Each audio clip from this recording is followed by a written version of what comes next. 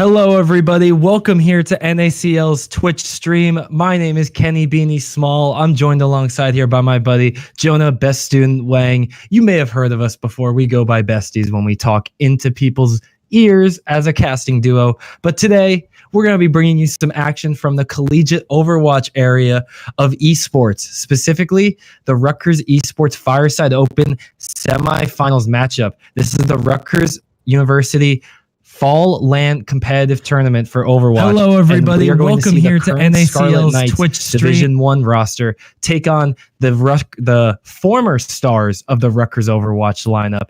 Alongside me, like I said, Jonah Best Student Wang. Jonah, how you feeling about this one? Feeling good. Good to be here, and I'm gonna see the old team from 2017 plus the 2018 players, a combination, a mishmash, if you will, of the players versus the current D1 team. The starting map will be Busan, and this is a best of 5, of course. So the second map type will be a hybrid, followed by Assault, Escort, and a 5th map of Control if needed. Exactly. And so those map choices will be going over to the losers. Loser gets to pick the next map, but winner gets to choose their side, whether it be offense or defense. And that could play into the favor of teams that really like to get high level in those mind games. But before we jump into the action, just got to give everyone here a heads up. NACL is looking to let you guys know that we have a Dota 2 tournament coming up very shortly. It's going to be happening in about 2 weeks' time, and you're going to want to get signed up for that ASAP. Go down into Twitch chat, type in !Dota 2 just to have it pop up in your chat and see some love in there. Go over to playnacl.com and sign up. Get your college involved today, because trust me, you do not want to miss out on the chance to play in this with a $1,000 prize pool and a special secret grand prize, which will be announced within the coming days. So get your name in there, get your team ready, and show up big time, because Dota 2 is ready to play. And so is Overwatch, because I believe we're going to be going into game right now, ladies and gentlemen. And that's going to be it. Busan, the first map of this best of 5 series. Now, Jonah, Busan is one of the few maps I think that came post-launch that has a general positive reception to it now going on to Busan Sanctuary. But do you feel the same way about that? Yeah, I mean, this map, Sanctuary in particular, is very open space, with the point being surrounded by these 4 pillars. It makes it really, really easy for, after you take control of the point, to defend it. Now, that being said, I am more curious, not just about the map itself, but about the players on these teams. Of course, we have GT and Chicken and Waffles, that DPS duo for a few years. They have graduated. Oh, actually, GT is still in school, but Chicken and Waffles has graduated now. Yep. And they'll be playing alongside Vac, the last year's off-tank player, and Kari, last year's main tank player as well as the current head coach of Rutgers D1, Llama, and Fist of Yang, last year's flex support. So there's a lot of last year players, and this new lineup on D1 is the only one left over is Insane. The only one left over is James.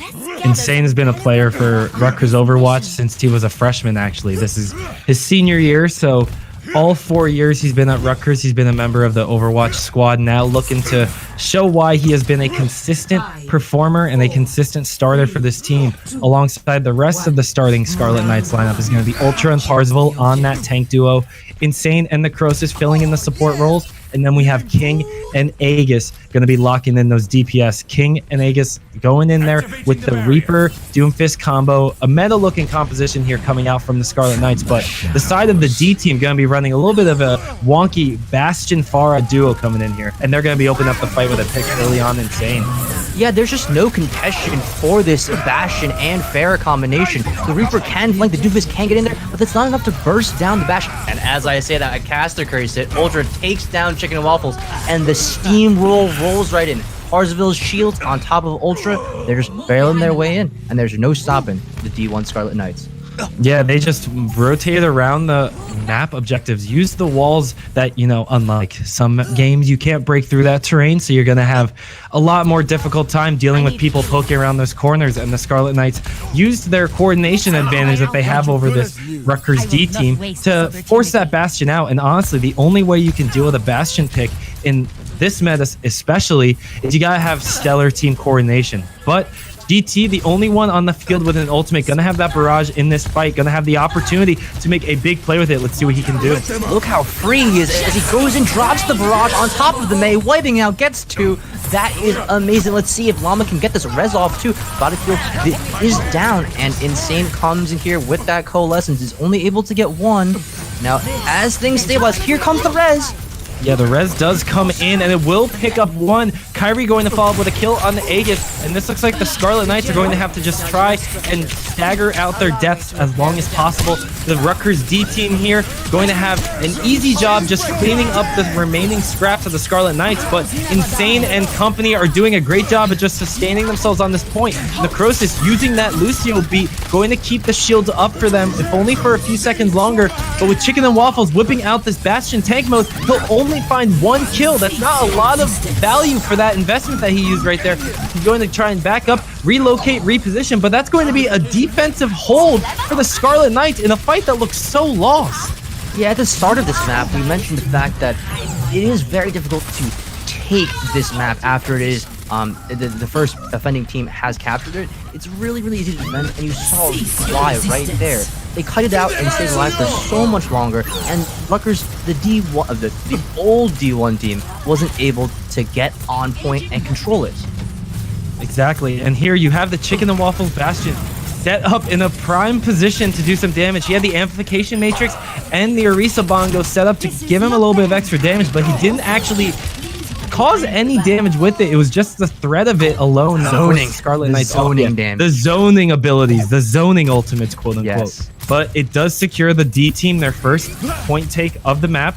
Now, excuse me, getting themselves closer and closer to, you know, a quality little hold here on the point. This map is very easy to defend, and they do have GT on that ferret in the sky, meaning that King will have to either land a really nice right click from the Mei, or they just have to ignore him and just hope that he doesn't get as much damage as possible down before the fight actually starts. Yeah, and these compositions, it puts a lot of pressure on the Sigmas, the Parzival specifically here on the D1 team. He is the only member aside from that Mei right click that can really put any pressure onto the Pharah Mercy combo with that shield, with that sucking ability that generates his shielding, even with his displacement of the accretion. But GT going to pay for an aggressive barrage with his life, and King dropping a fat Mei ultimate alongside Aegis, using Death Loss to pick up 2 kills. On the backside here, Chicken and Waffle's going to try and use tank mode, but it will not matter at the end of the fight, and that's going to be the Scarlet Knights taking round 1 on Busan. Yeah, you saw the current D1 team do a great job right there, saving that Ascension with that Bongo and their Mei Blizzard plus the Reaper Death Blossom. They were able to retake that in no time at all. As soon as they had those ultimates ready to go, they just let it rip, and they knew where the Bastion was, because Bastion is that very immobile character, and they just rolled them down. Exactly. Bastion, he has that threat of just having such high damage output that you need to really calculate how you go about it, but being the immobile character that he is, and you know, some people say immobile and it's an exaggeration or wrongly used, but he is genuinely immobile in that turret form, so relies a lot on that team presence and the coordination to succeed. But they're going to be swapping up the picks here, switching out that Bastion and Baptiste for the D team. In replacement will be a Moira and a Reaper, so going to be looking a little more meta here, but sticking with GT Pharah, I like that choice. Yeah, the Pharah is a really good counter to this preferred composition, this current meta composition of Doomfist and Reaper. Neither of those characters can really contest the Pharah. And look at this, GT's uncontested essentially, able to fire rockets with nobody contesting it. Yeah, he's getting a lot of ultimate charge, landing each of these AoE shots, but King on the battlefield is going to be damaging multiple members of the D team, going to be forcing them back to spawn thanks to those gray screens of death, and he's going to have easily secured this first point for the Scarlet Knights. But GT at 75% of his ultimate, only a few more clutch shots away, and that's a beautiful accretion coming out of Parzival, going to displace this far, maybe put him in the worst spot, and Llama actually flies into the train there, trying to stick with his Pharah. That's going to be disaster here for the D team, as Insane picks up the Pharah in the sky, looking like a fly swatter at the end of this fight, and now the Scarlet Knights are going to just roll through the old men and send them back to their retirement home. Yeah, back to the retirement hints they go, but actually Llama sending himself back into retirement right there by flying to that train. It is pretty interesting that the D team is electing to go for this slightly different composition. Of course, without that Lucio, it means that Kyrie and Vac on that Orisa and Sigma will be relatively vulnerable, is the word? Yeah. I think that's a good way to say it, definitely. You don't have that speed to move from point A to point B, and with Bunker, you really need to be able to get to the most optimal defensive spots. And when you're playing Bunker on control, that's even more difficult here. But Gravitic Flux going to be thrown down in the fight. No beat in response. The Crosus will have that available soon.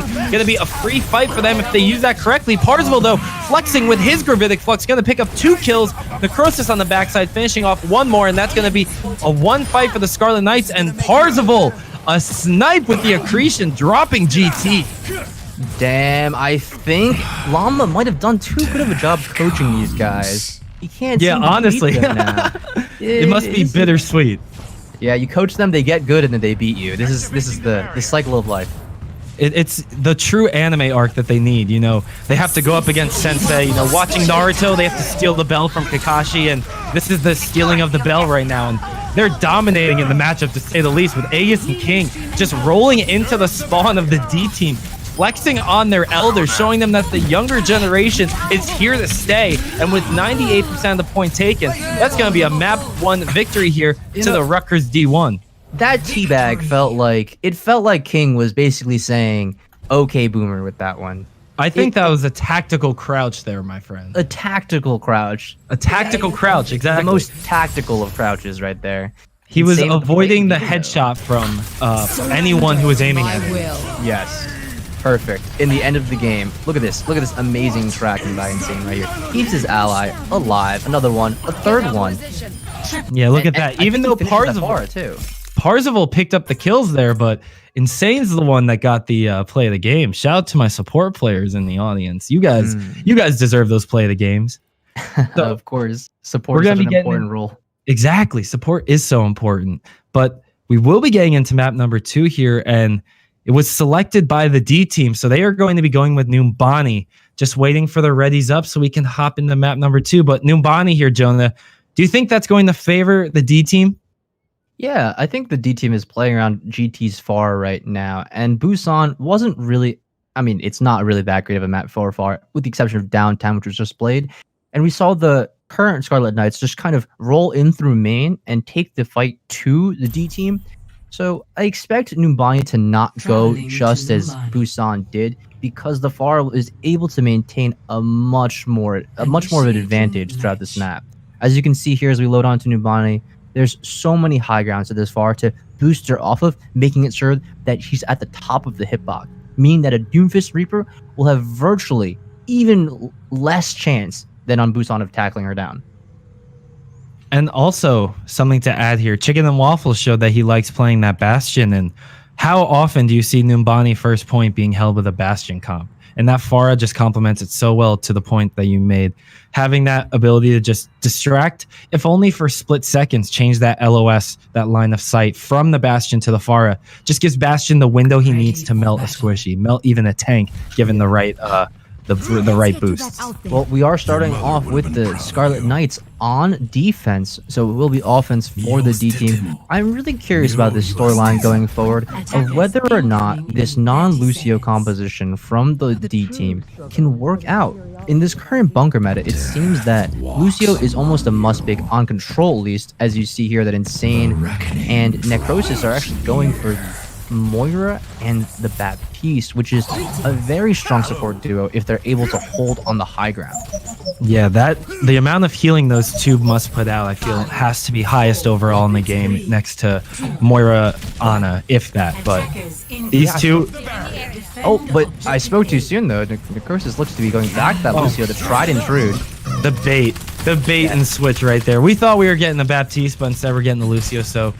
a few more funky tunes going to be played for us. And on the side of the D team, they are going to be running what we talked about, though. The Pharah in the hands of GT and the Bastion in the hands of Chicken and Waffle. Going to have to play around this well. And we see the Scarlet Knights looking to minimize the Pharah's impact by charging head-on into the team. But that's going to be a beautiful snipe by Parzival. This Sigma is absolutely dominating the Pharah in the sky. Yeah, the Mei drops the wall, making sure that the Pharah gets no help early on. And the Mei flanks during this, right after the wall, making it so that the pincer move is on, and GT has nowhere to go except for into the waiting arms of Parzival. Yeah, and we talked about how impactful these DPS can be. Doomfist having the ability to just one-shot carries, Aegis on the Reaper having the ability to just melt through tanks, one-shot squishies. But Parzival on the Sigma, Sigma usually has the highest damage in the game, if not very close to it. And he's showing us why with all the accretions he's landing. And look at this, Scarlet Knights just running into their opponents head-on, acknowledging what they need to do to deal with this Pharah, but it looks like it's not going according to plan. Yeah, it was a great immortality field there by Fist of Yang. Actually kept 3 of his teammates alive, and GT popping off, gets 2 kills from the Pharah, falls back away. He missed the booster there, but Llama's there to help him, heal him back up, and the point control is on. Look how zoned they are from this point, from the Bastion, and the Pharah easily comes in for the 3K. That play was wonderful. Set up there by the Bastion Pharah combination. That's the former Scarlet Knights DPS duo that we had for 3 years. Yeah, exactly. The former players, they live their glory days now, just living their lives as adults of society, having jobs. David, GT, pursued Fortnite. Not sure if he's still on that train, but for the time being, he's enjoying the beautiful views of Numbani from, I'd say, about 50 meters in the air. Yeah, he's really high up there. One thing is that Kyrie's pulls seem to be getting a lot more value than Ultra. It might be a factor of just being on offense, but it seems that Ultra isn't responding. And as you say that, though, Caster Curse strikes and Ultra gets a high-value pull right there, aiding in taking down that Mercy, and then the Blizzard comes out for Mei with a beautiful wall. King doing a fantastic job showing proficiency on this hero. On the other hand, though, the Scarlet Knights and the D team are going to have a hell of a fight coming up because the D team will have all 6 ultimates available during this next engagement. Yeah, but the close range they are to the spawn with Mei will make it very, very difficult for them to get out properly. Immortality gets dropped on top of the accretion, or the ascension rather. Yeah, look at that. You're talking about how close they are to the point, and the Scarlet Knights are just running head-on into their opponent's spawn. The D team having a lot of trouble picking up any kills right now. Ultra looking to be the lone tank on the front line, gets a little too aggressive, having to get out of dodge from this tank Bastion that Chicken and Waffles had whipped out, but he doesn't find much value for it. Now with the tables turning, Insane using his ultimate alongside Aegis with the Death Blossom, gonna pick up 1 kill right there. GT trying to respond with 1 of his own, and that will come through successfully. The D team stabilizing and staving off their opponents for this fight. Yeah, it was a really good use of ultimates there by the current Scarlet Knights. They were able to use just the Death Blossom with the more Coalescence. That actually got out 5 ultimates. All 5 that are offline right now besides the Orisa. That had to be expended by the D team just for that 1 fight win, which was all the way at their spawn. So they get very little card push because of this. And look, the Scarlet Knights, they have a recontest here with the Orisa Bongo and the Lucio Soundbear. So this should be a clean fight for them.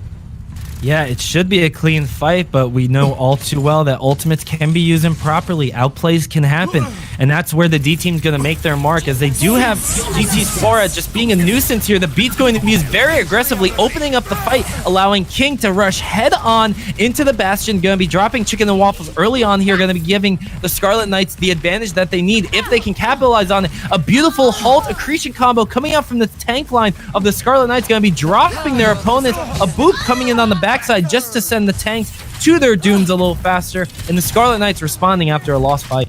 Yeah, that sound barrier that opened up the fight, the engage for the Scarlet Knights, was very key in getting the gap closed through the Bastion's melting damage.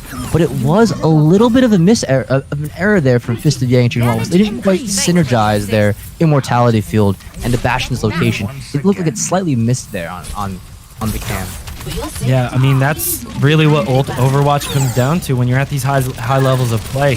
Having a slight miss of the left click, missing 1 shot, or just misaiming on a single ability by an inch, that can spell disaster for your whole team. So you really have to make sure that you're aiming with the most precise movement that you can, and that's exactly what they're going to be doing here, as we do have the first kill coming through thanks to Kyrie. GT following up, trying to up his tank, and that's going to be 2 kills going over for the D team. The Cross is picking up 1 in the middle of a blizzard, but not going to have much value on that ultimate, as the Scarlet Knights get forced back to their spawn, and the D team win a fight here, securing 2nd point of Numbani, looking to take the 3rd.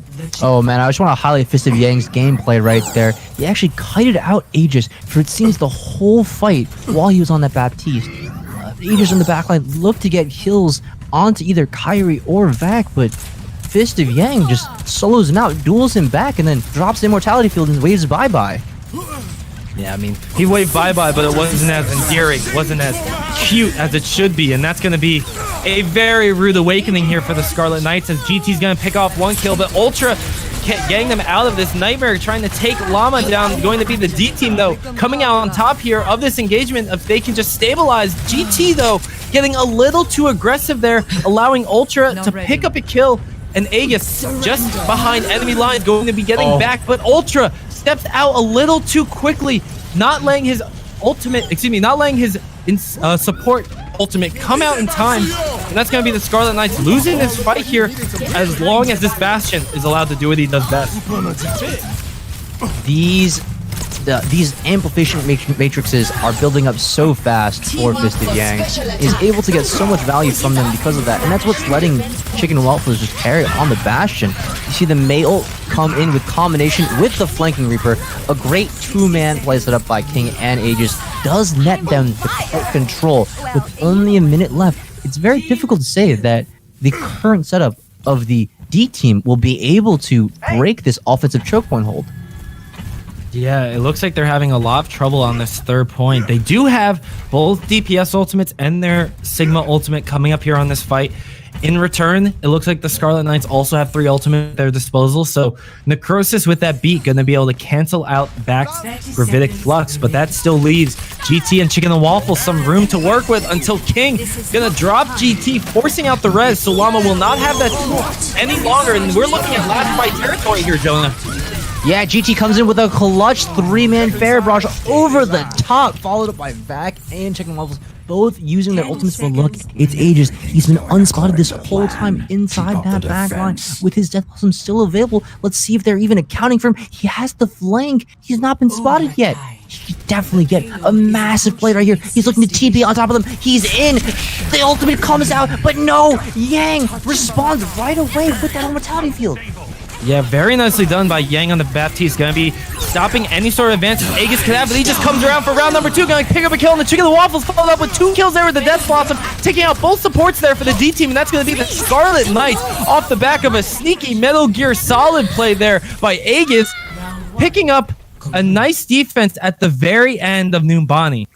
Yeah, it seems they just weren't accounting for the reflank from Aegis right there, but that was definitely a great offense. They have just a few meters left to go, and with that sets the standard for what the current Scarlet Knights will have to pull off on that offensive side now.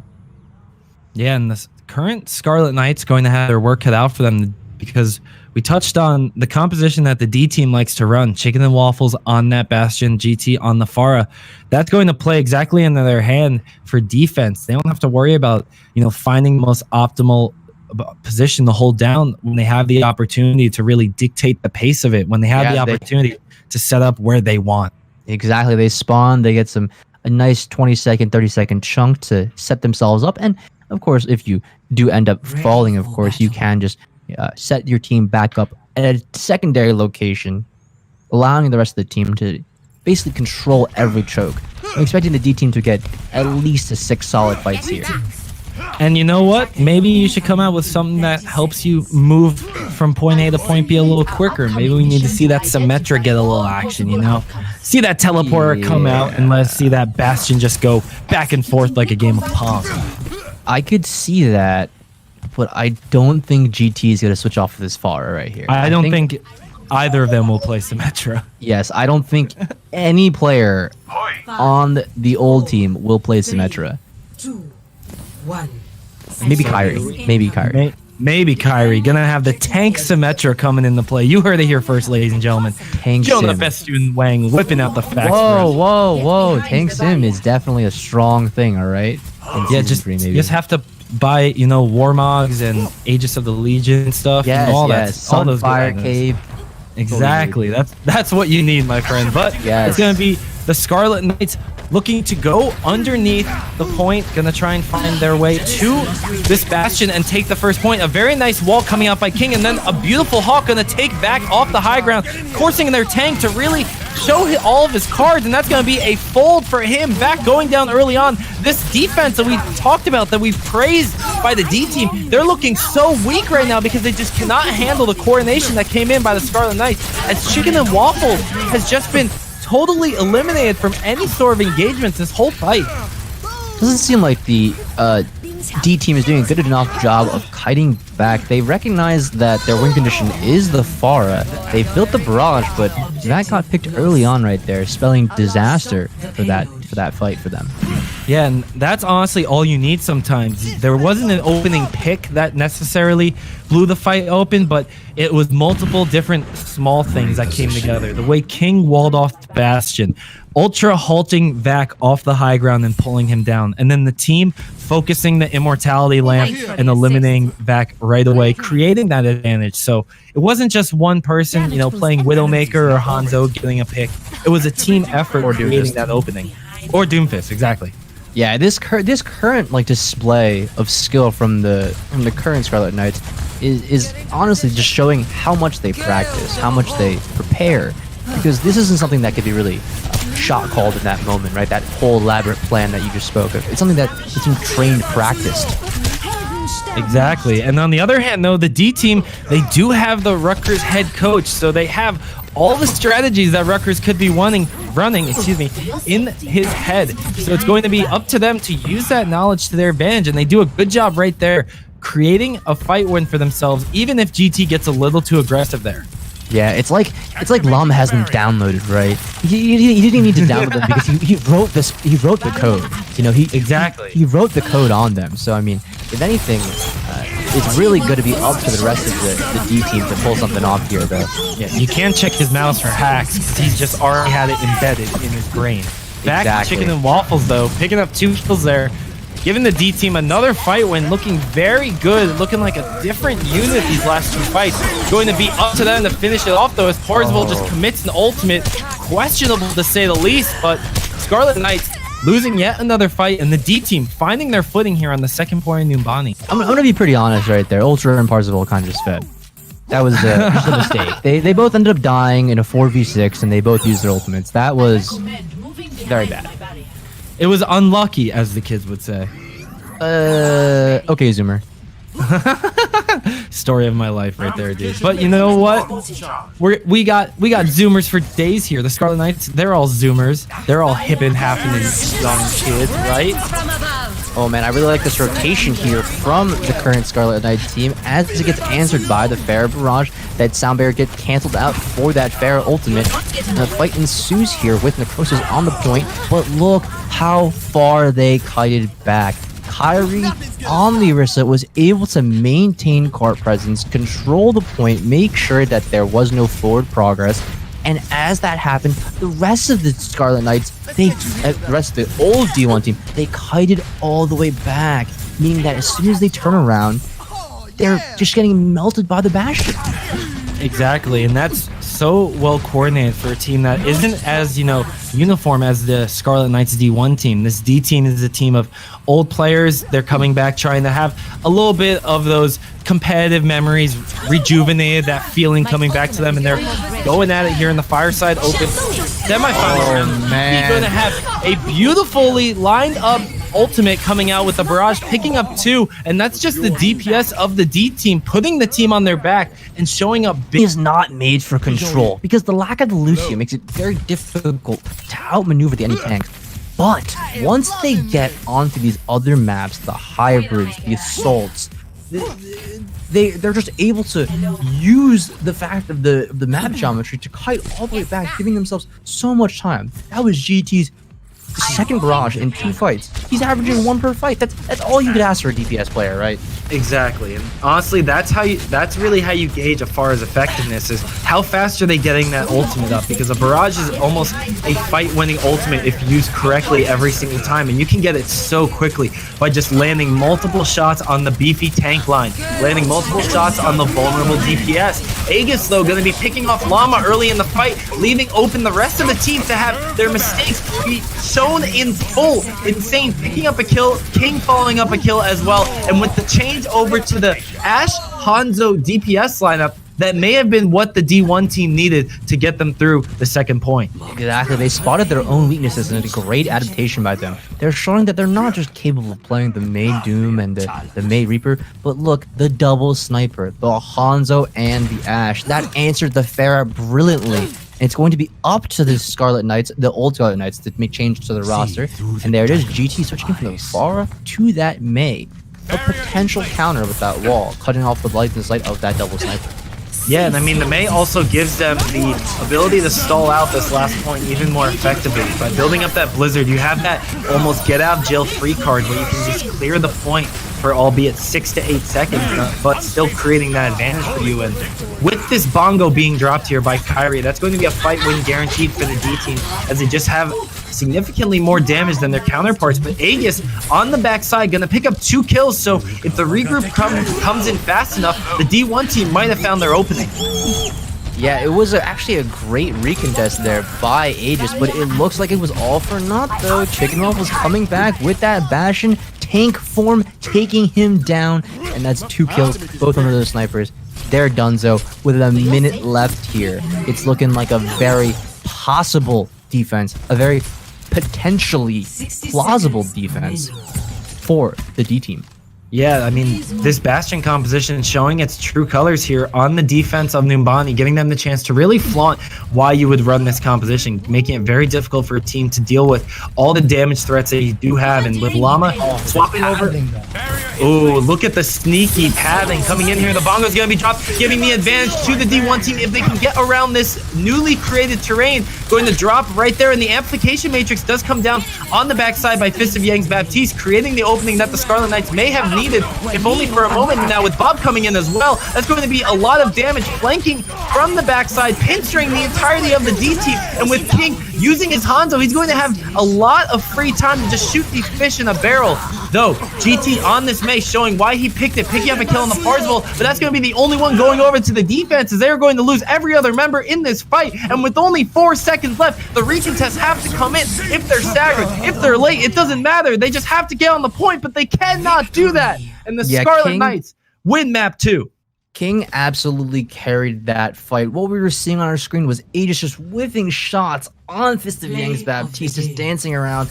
But that fight was all King. Walks in on top of the enemy, takes down Kyrie, follows up with 2 more kills. As we see play of the game right here from Llama's Mercy, it's pretty much just healing, rezzing. I don't think I've ever seen back-to-back play of the games like that. That was supports get it. Pretty disappointing of a play of the game, though. I think any of GT's barrages probably would have. Yeah, GT's barrages, the Death Blossom from Aegis, the Hanzo shots from King, Chicken and Waffles tank mode. I mean, it's really just there were a ton of options. Why would you go with the? Yeah, I mean, Parzival even like killed the Bastion that was ice boosted up, right? That was a great play. King goes for the Mei wall boost onto the enemy Bastion. Parzival accretions him, and then they burn him down when he has a tank form available. I think that's a rather more valuable play than the flying around of Mercy we just saw. But you know what? Shout out to you support players nonetheless. Getting your time to shine, getting the chance to show off that Mercy highlight intro, because I'm sure you get a Mercy highlight intro, but how often do you really get to whip it out? You know, this algorithm is rigged. The Blizzard play of the game algorithm rigged. Supports you're getting too much love right now. And so going into map number 3, the Scarlet Knights have a 2-0 advantage, with the pick going into the favor of the D team. They do select Paris, so it's going to be up to the Scarlet Knights really to cement themselves with a 3-0 victory here. And going into the map, we will be, and again, potentially the last map of the series here between these two teams. But before we get into the action here, just want to highlight exactly what you guys are looking at here. The NACL, North American Collegiate League. This is a group of young bootstrappers, young go-getters who really want to get collegiate esports off the ground. It's a nonprofit group that's really just focusing on helping students not only excel in esports, but their school as well. They're really looking to just give the players a platform to grow, give the competitors a chance to compete not only consistently, but compete for high stakes and really bring out the best in them. So just go over to playnacl.com, give them a shout out, check out their tournaments, and stick around for when they announce the next round. Because even though Dota 2 is coming up soon, they got a lot more in store for you guys come next semester. So don't go anywhere on Play NACL, and don't go anywhere on this best of 5 series, because we are looking at a hell of a Paris map. Because Jonah, Paris may be the bunker map of all bunker maps. This first point screams Bastion. When I am playing solo queue, when I'm playing the competitive ladder of Overwatch, and I get into a Paris game, I pray, I beg, I love whoever is the person in my games who dodges when we have Paris. You are a lord and savior, sir. Is it ever you? It is me, a lot of times. Wow, look at you, the hero that we need, not the one that we myself. asked for. Yes. But this map is very, very good, as Kenny said. Oh, for King! that Bastion. Sneaking a headshot there off spawn. My God. Yeah, it's that double sniper there. King popped off on that last map. Let's see if he can do it again on that Hanzo. Hanzo, of course, the DPS character with, I believe, the second highest DPS next to Doomfist currently. Those arrows just come out, and they're just able to put so much damage down with Storm Arrow, especially. Yeah, and Jono, seeing double sniper here, it's going to be a little bit of, ooh, nice shot coming in by Aegis using that Widowmaker, but having this double sniper whipped out, it's really the first we're seeing of the series. So how do you play double sniper to get a full hold here on defense? Well, it's really up to King right here to play up and close, get the sonic arrows down, allow the space, allow the pressure to be on him. And look, as they rotate in, he flanks. This is very, very solid approach from them, but he needs to get out of dodge very quickly. Gets back, could have been taken down there, but a slight misplay from the Scarlet Knights, the old D team rather. They weren't able to punish that flanking Hanzo. Double snipers, the tanks really have to play far back, kite their way out, get the point, use all the space available, like on that platform right there, and make sure that the snipers have adequate time. The more time, the more shots. The more shots, the more chances of landing shots. And with that comes success. Yeah, but you have a hell of a tall task ahead of you getting behind 2 barriers, but it doesn't really matter when you throw out a Dragon Strike like that. King and Parzival each picking up a kill right here, and one of the worst parts about this kind of 2 CP map is when you go for these long rotations like the D team just did, if it falls apart halfway through, that's the entire 30 to 45 second window gone to waste. Yeah, you see there 2 minutes basically being shaved off the time bank. Fisty is switching from that Baptiste to the Zenyatta now. The previous composition they had simply was not working. It looks like Chicken Waffles also makes the change, as does GT. It's a throwback composition. Double sniper versus double sniper, but of course the Sigmas are still here to stay. And the big difference between these two is the flex support, as we have Necrosis sticking on this Baptiste versus Fist. Oh, as I say that, actually, Fist of Yang swaps over to a Baptiste as well. So we will have identical mirror matchups, and I feel like a mirrored double sniper matchup comes down to the snipers just outperforming the other. I mean, it's very easy for the defensive team to set up already, and as soon as the infrasight is popped, which it just was on Aegis here, so you'll see it's very easy for these guys to fire and exactly knowing where they are. It's essentially wall hacks, the ultimate, right? Yeah, wall hacks, exactly. Who allowed this into my Overwatch? Gravitic Flux coming down by Parzival, gonna be taking down GT's Hanzo. It's gonna be 1 kill for the Scarlet Knights, and now the D team is funneled into this tight corridor, not exactly where you want to be against a team that's going to be very close to their Dragon Strike. Hanzo thriving in those close quarter situations, gonna have a big impact on what could be the last fight of this push. Now on this last fight, Aegis won't have that Widowmaker infrasight, so the only person not behind the shield is this character, this Widowmaker in Aegis, so he's going to be the person that they're going to look to pick. He's going to be the target for the double sniper of GT and Chicken Waffles. Yeah, and Jonah, something to point out is that the Scarlet Knights have been going with consistently boosting King on this Hanzo versus giving that Widowmaker the boost, and that you can see it paying off in the ultimate charge as King getting yet another Dragon Strike up here, but Chicken the Waffles blowing the fight open now for the offense, picking up a kill, insane, getting the res off and nearly paying for it with his life, but that Valkyrie healing coming in going to be so clutch and keeping him alive through the Gravitic Flux. With both these teams standing face to face right now, looks like they're almost touching noses. It will be a disengage coming in from the defense, if only for a moment, as both snipers from both teams picking up kills. Scarlet Knights, though, look like they're opening this up into their favor. Yeah, the team of the old D team doesn't get on the point. They're not able to continue the forward momentum, and the pressure is eventually stalled.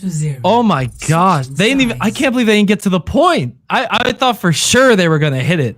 And that's what happens, you know, when Lucio on Paris. I mean, what do you do? I mean, it's very difficult. You touched on it earlier. It's very difficult for these slow-moving tanks, the Sigma and the Orisa, to get anywhere on this map when you have no amplified speed. That speed boost coming in from Lucio is just so clutch in just avoiding the damage from these snipers, getting from cover to cover. So it shows that you really need to be able to have an extensive hero pool to play at these higher levels of competitive play. Yeah.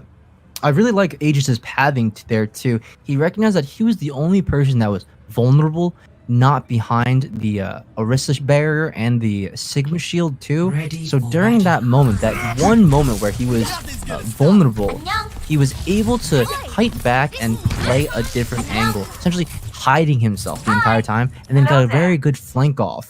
So that play right there, while it might not have been the flashiest, while it might not have been the highlight you'll see, it was a very intelligent play that did net the team a very successful chance to hold first point fully. Yeah, and look at this. Looks like the D team is whipping out a Season 4 composition. Season 4, Season 5, the glory days. You ask me, an a monkey player. OG. This is what I came to Overwatch to play. Yeah, I remember the days of best student on the Ana and Ana abuser. Former soldier as well. Yes, I also pulse bombed Llama in the air. Yeah, at a different Rutgers tournament. Yeah. Yes. Oh, wow. Look at this. The Scarlet Knights were caught off guard by the defense coming in here.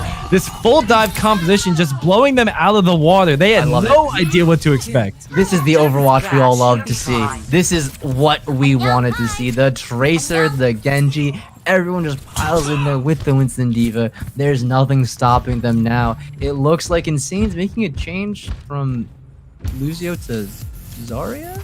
Yeah, it looks like they're going for the role swaps, I think. I mean, they're not swapping off 2-2-2, so at the end of the day, as long as they're sticking with the 2-2-2, they can keep this going, and they're going to be trying to flex on their elders here with Carsville swapping over to the Ana, going to get dropped there by Vac. 2 kills going in favor, but the sneak is coming in from Ultra, and he's going to pick it up on the backside!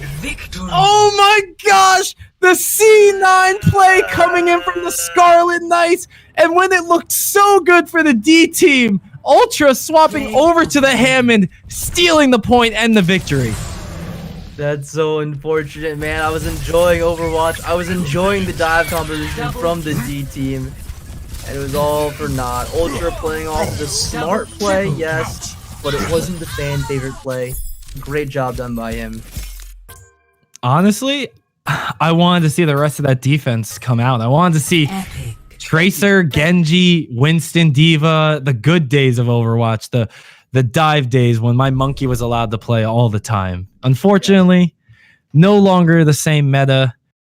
Maybe with this new patch coming out next week, we'll see some funky compositions, and that new patch is going to be what the finals of the Fireside will be played on, as we will be seeing Scarlet Knights D1 team advancing to the grand finals of the Fireside Open, the LAN finals at Rutgers University coming up on December 7th. So these guys well earned, looking to take the title for themselves this year. Yeah. And once again, thank you very much to Play NCL. And of course, Dota 2 will be coming up, and there will be a $1,000 prize pool for that, as well as a surprise prize. Is that the right phrasing? I guess prize? Surprise prize. I mean, it rolls off the tongue nicely. The surprise. The supplementary surprise prize. Exactly. The surprise that we all want to see and hear. But it's going to be coming out later this week, so you want to make sure you're paying attention to the NACL Twitter. So why don't you hit them up at Play NACL on Twitter. Hit this Twitch with a follow while you're at it. Thank you for supporting Collegiate Overwatch and Collegiate Esports. Once again, before we sign off one more time, Play NACL going to be hosting not only a Dota 2 tournament, but they will be having themselves a best clip in all of gaming on their social media. Just go on Twitter, tag their Twitter at PlayNACL with your clip. And before Thanksgiving, they're going to be giving away one lucky winner $100. So you want to be that lucky winner? You want to pop off and get some money for showing your stuff? Head on over to PlayNACL's Twitter and give them a follow and make them see what you got. Yep, that's all of gaming. So if you got a good Tetris play. Yeah, I mean, maybe there's Battle Royale Tetris, you know? They're not limiting it to just esports. If you popped off in Star Wars, that new game, show us. Give us that play. I want to see it. New Star Wars. I haven't played it yet, but I heard it's very good. But yeah, it looks good. Now I will have the opportunity to, as we are going to sign off for the evening. So thank you guys for joining us. Once again, my name has been Kenny Beanie Small. Hit me up on Twitter at BeaniesENT. This has been my counterpart. Virtually sitting to my right has been Jonah Best Student Wang. Hit him up on Twitter at Best Student, I believe. Is that correct? At Best Student GG. Give me a follow. I'll follow you back if I know you. If I don't, tough luck. Well, then you slide in his DMs and get to know him. That's how you get it done. Thank you guys for coming out. We'll be seeing you again on the other side. Don't go anywhere because we'll be missing you if you don't keep supporting college esports. Goodbye.